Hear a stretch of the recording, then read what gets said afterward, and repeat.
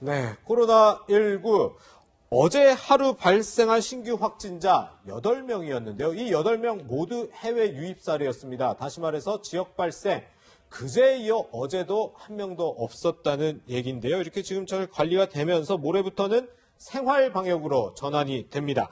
일단 이 코로나19 다양한 얘기가 있는데 좀 궁금한 사항들 저희가 전달을 해드릴 텐데요. 많은 국민들이 가장 궁금한 게 사실 긴급재난지원금 받는 문제일 것 같아요. 오늘부터 지급이 된다는데 전 국민 오늘부터 지급이 되는 건 아니죠? 그건 아닙니다. 그건 아니고요. 취약계층부터. 왜냐하면은 기본적으로 복지수급 대상이 되는 취약계층, 장애인이라든가 저소득층이나 이런 분들은 기존의 복지 시스템 안에 들어와 있었던 거예요. 그러니까 그런 분들한테는 원래 정부가 지원을 할 때 지원금을 받는 통장이 있습니다. 그러니까 그거는 그 통장으로 모든 인적사항이나 이런 것들이 파악이 됐기 때문에 그냥 현금 이체를 해주는 거예요. 근데 왜 다른 사람들은 카드로 받는데 이분들은 현금으로 받느냐 궁금하실 것 같은데요. 그렇죠. 이런 분들 같은 경우에는 예를 들어서 집세를 내야 된다거나 당장 돈을 현금으로 써야 할 부분들이 있는 거예요. 생계를 유지하기 위해서는. 그렇기 때문에 이런 분들한테는 현금으로 줘야지 오히려 더 활용도가 높을 수밖에 없다는 거죠. 그래서 먼저 현금으로 이런 분들한테 지급을 하고 이런 분들이 한 280만 가구 정도 되고요. 나머지 이제 전체 대상이 되는 게 한 2,100만 가구 정도 되잖아요. 그 나머지 가구의 경우에는 별도의 신청 절차를 밟아가지고 지급하는데 그것도 이제 구분을 하게 되는 거죠. 그러니까 내가 원래 체크카드라든가 신용카드를 쓰신 분들한테 지급되는 신청 방법하고 선불카드라든가 아니면 지역사랑 상품권으로 받겠다고 하는 방식은 좀 차이가 있습니다. 그건 다시 또 말씀드리겠습니다. 네, 변호사님 그런가 하면 이제 오늘 오전 9시부터 홈페이지를 통해서 긴급재난지원금 조회 서비스가 시작이 되는데 이것도 마스크처럼 오부제로 시행이 된다고요? 이게 사람들이 한꺼번에 너무 몰리면 이제 또 서버가 다운될 수 있으니까는 마스크 오부제처럼 저처럼 이제 출생연도가 7로 끝나는 분들은 화요일 날 이제 조회를 해볼 수가 있고 저기 지금 영상에 보시는 것처럼 주말에는 못하신 분들 모두가 할 수 있고 오늘이 월요일이잖아요. 오늘은 출생연도가 1이나 6으로 끝나시는 부분들이 일단 조회를 할 수가 있고 나중에 저 긴급재난지원금 신청을 할 때도 마찬가지로 오부제가 적용이 되니까는 우리가 마스크 많이 사봐서 다 아실 거예요. 그러니까 요일을 꼭 기억하셨다가 들어가 주시기 바랍니다. 그럼 아까 잠시 뒤 다시 말씀해 주시기로 하신 이 취약계층 외 신청 방법이라든지 또 언제쯤 받을 수 있고 이런 얘기는 좀 계속 소개를 해 주시죠. 방금 전에 말씀하셨던 것처럼 긴급재난지원금 홈페이지가 마련되면 거기 가서 내가 대상이 되는지 안 되는지 확인하실 수 있어요. 그럼 마스크 오부제 같이 갑자기 몇천만 명이 몰려가가지고 하면 홈페이지 서버 다운되거든요. 그러니까 그렇게 하지 않고 이제 오부제 형태로 확인하실 수 있는데요. 왜 그러냐 하면은 예를 들면 경기도 같은 경우에는 1인당 10만 원 이렇게 됐잖아요. 근데 지금 정부에서 지급하는 긴급재난지원금 같은 경우에 1인당 10만 원이 아니잖아요. 가구당, 가구원 수에 따라서 최대 100만 원을 지급하는 것이기 때문에 가구 주한테만 지급을 하는 거예요. 그러니까 내가 그러니까 신청할 자격이 있는지 없는지를 확인하실 수 있다는 거죠. 들어가서. 그리고 실제로는 그러니까 예를 들면은 제가 신용카드나 체크카드가 있으면은요, 11일부터 신용카드사나 금융사에서 거기에 신청할 수 있는 게 그 코너가 마련되어 있습니다. 거기 가서 신청하시면은 바로 신용카드나 체크카드에 일종의 쿠폰 형태로 지급이 가능하게 되어 있고요.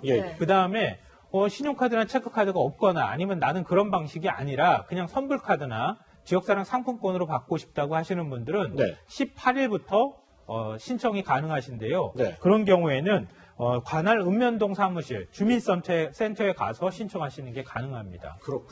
평론가님, 지금 이게 그러니까 당장 코로나19 때문에 침체된 경기를 살리기 위한 지원금인 만큼 바로 쓰여야 할 텐데 이게 언제까지 사용할 수 있는 거고 또 어디에 쓸 수 있는 건가요? 그러니까 사용하시는 사용처는 제한이 있습니다. 그러니까 예를 들면은 그런 거죠. 대형마트라든가 백화점이나 이런 곳 같은 경우에는 뭐라 그럴까요? 우리 지역의 어떤 활성화 문제하고 지역의 어떤 영세 상인들이나 이런 분들을 돕기 위한 거하고는 좀 차이가 있잖아요. 그러니까 그런 데는 사용하시는 게 좀 어렵고요. 제가 어디 가서 술 마시고 싶다고 그래서 유흥업소 가지고 그 긴급재난지원금을 받아가지고 돈 쓰는 거 그것도 사실은 앞뒤가 안 맞는 얘기 아닙니까? 그런 것들은 사용이 제한돼 있습니다. 그 사용처가 어디인지는 다 홈페이지에서 인터넷 홈페이지에서 다 확인하실 수 있고요. 그리고 우리 지역사랑 상품권 같은 경우는 사용하신 분들은 다 아시겠지만 지자체에서 사용할 수 있는 곳이 다 정해져 있어요. 예를 들면 우리 전통시장 활성화라든가 또 영세 상인들의 그 경제력이라든가 가계 보탬이 되거나 이런 것에 취지가 있는 거 아니에요? 네네. 그런 경우에도 역시 마찬가지로 사용할 수 있는 장소가 좀 제한되어 있다고 생각하시면 되는데요. 예. 쉽게 생각하셔서 이거는 건전하지 못하다. 이거는 너무 큰 곳인데 라고 생각하시면은 사용하지 않아도 사용할 수 없다고 생각하시면 돼요. 그렇게 이해하시면 될 것 같습니다. 근데 이렇게 좀 지급된 지역 화폐나 소비 쿠폰을 이른바 뭐 중고거래 사이트에 올려서 현금화하는 상품권깡 이런 것도 지금 성행을 하고 있다는데 이에 대해서 정부는 이렇게 얘기했습니다. 지역사랑 상품권법 7월 2일부터 시행이 되기 때문에 지역사랑 상품권 관련 각종 불법 환전 행위에 대해서는 최대 2천만 원의 과태료를 부과하겠다 얘기를 했기 때문에 이런 부분은 각별히 좀 주의를 하셔야 할 것 같습니다. 그리고 모레부터는 이 코로나19 그동안에 이 사회적 거리두기를 이어오고 있었는데 6일부터는 완화된 사회적 거리두기죠. 그게 종료가 되고 생활 속 거리두기, 생활 방역으로 전환이 됩니다. 정세균 국무총리의 얘기 먼저 들어보시죠. 국민들께서 보여주신 높은 시민의식을 바탕으로 생활 속 거리두기로 이행하려 합니다. 이러한 변화가 위험이 없어졌다거나 안심하고 일상생활을 해도 된다는 신호로 잘못 받아들여져서는 절대로 안 되겠습니다. 더 이상 사회적 비용과 경제적 피해를 감수할 수 없기 때문에 어느 정도 방역상의 위험을 감수하면서 경제, 사회 활동을 재개하는 절충안일 뿐입니다. 많은 국가들이 경제적, 사회적 제한 조치를 완화하고 있지만 일상과 방역의 조화는 아직 어느 나라도 성공하지 못했습니다.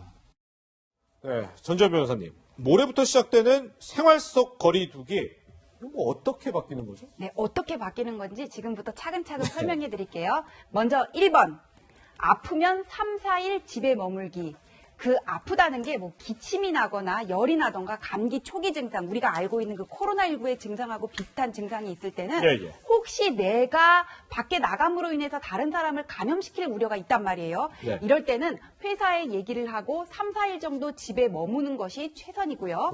그다음에 2번, 사람과 사람 사이의 간격은 두 팔 간격. 이 팔을 쭉 펴면 한 50cm 정도가 되는데 두 팔 간격이면 1m잖아요. 바로 이 건강 거리두기를 실천하셔야 되고 다만 이렇게 식당처럼 비말이 튀기는 곳에서는 두 팔보다 한 네 팔 정도, 2m 정도 간격을 두시는 것이 가장 안전하고 또 하나는 손을 씻을 때는 그냥 이렇게 물에다가 한번 탁 손 넣고 빼고 그런 게 아니에요. 30초 이상 깔끔하게 씻고 그다음에 기침이 나올 때는 그냥 이렇게 고개를 돌리는 것만으로는 안 되고 옷 소매에다가 이렇게 기침을 하셔야 되고요. 손바닥도 안 되죠? 손바닥 안 되죠. 이렇게 옷에다가 하시라고요. 그다음에 이제 환기는 하루에 2번 시키시고 주기적으로 집에서도 소독을 하는 게 맞고요.